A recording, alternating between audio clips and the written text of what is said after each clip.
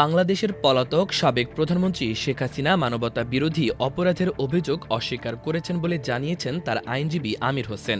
এক প্রতিবেদনে এ তথ্য জানিয়েছে ভারতীয় গণমাধ্যম দ্য হিন্দু। প্রতিবেদনে বলা হয়, জাতিসংঘের তথ্য অনুযায়ী গত বছরের জুলাই থেকে আগস্টের মধ্যে বাংলাদেশে ১৪০০ জন নিহত হয়েছেন, যখন শেখ হাসিনার সরকার ক্ষমতা ধরে রাখার ব্যর্থ প্রচেষ্টায় বিক্ষোভকারীদের উপর দমন পীড়নের নির্দেশ দেয়। আগস্ট মাসে ছাত্র নেতৃত্বাধীন বিদ্রোহের চূড়ান্ত পর্যায়ে শেখ হাসিনা ভারতে পালিয়ে যান এবং ঢাকায় ফিরে আসার আদেশ অমান্য করেন। শেখ হাসিনার অনুপস্থিতিতে বাংলাদেশে বিচার শুরু হয় ১ জুন। আইনজীবীরা শেখ হাসিনার বিরুদ্ধে ৫টি অভিযোগ দায়ের করেছেন: প্ররোচনা, উস্কানি, কুকর্মের সহযোগিতা, ষড়যন্ত্র এবং গণহত্যা প্রতিরোধে ব্যর্থতা, যা বাংলাদেশি আইনের অধীনে মানবতা বিরোধী অপরাধের সমান।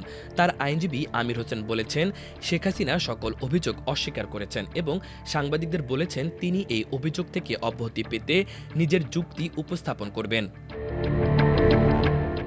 বাংলাদেশে নিষিদ্ধ আওয়ামী লীগ লন্ডন থেকে জারি করা এক বিবৃতিতে এটিকে লোক দেখানো বিচার বলে অভিহিত করেছে এবং স্পষ্টভাবে সব অভিযোগ অস্বীকার করেছে। হাসিনার বিরুদ্ধে ওঠা অভিযোগগুলো স্পষ্ট করে তুলে ধরতে আইনজীবীরা তার অপরাধের বিশাল তালিকা থেকে কিছু গুরুত্বপূর্ণ উদাহরণ তুলে ধরেছেন। সাবেক প্রধানমন্ত্রীর বিরুদ্ধে সহিংসতায় উস্কানি দেওয়ার পাশাপাশি হেলিকপ্টার থেকে প্রাণঘাতী অস্ত্র ব্যবহারের নির্দেশ দেওয়ার অভিযোগ আনা হয়েছে।